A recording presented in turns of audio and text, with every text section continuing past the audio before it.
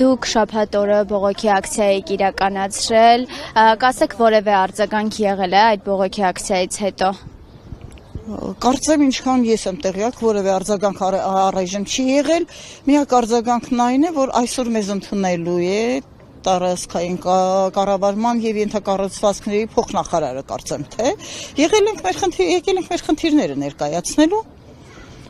Ինչ ակնկալիք ունեք այսօրվա հանդիպումից։ Ճիշտն ասած կոնկրետ ես, եթե անկեղծ լինեմ, ակնկալիք չունեմ, ուղղակի ես եկել եմ ինձ առաջարկած մարդկանց կարծիքը հայտնելու, որ պրոշյանցիները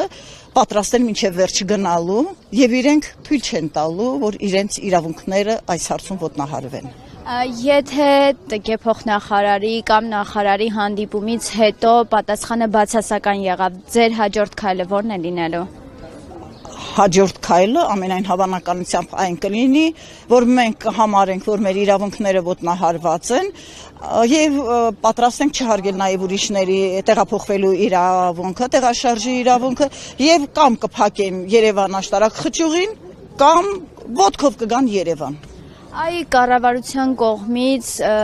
բացառություն է կազմել հենց դուք, որովհետև շատ արագ արձագանք տվեցին, ինչի է սա պայմանավորված։ Ճիշտ ասած, ես չգիտեմ ինչի հետ է կապված, գուցե նրա հետ է կապված, որ հարգում են Պրոշյանը վերջին հաշվով հերոսների գյուղ է, պետո կարոտ մնաց, էլ չասեմ, որ 44-օրյա պատերազմում զոհեր ենք ունեցել շատ, այսինքն գիտեն, որ մարդիկ շատ են, որոնք պատրաստ են իրենց իրավունքներին տեր կանգնել, գուցե դա է պատճառը, տասված որ դա լինի և իրենք դրական պատասխան տան դա հաշվի առնելով։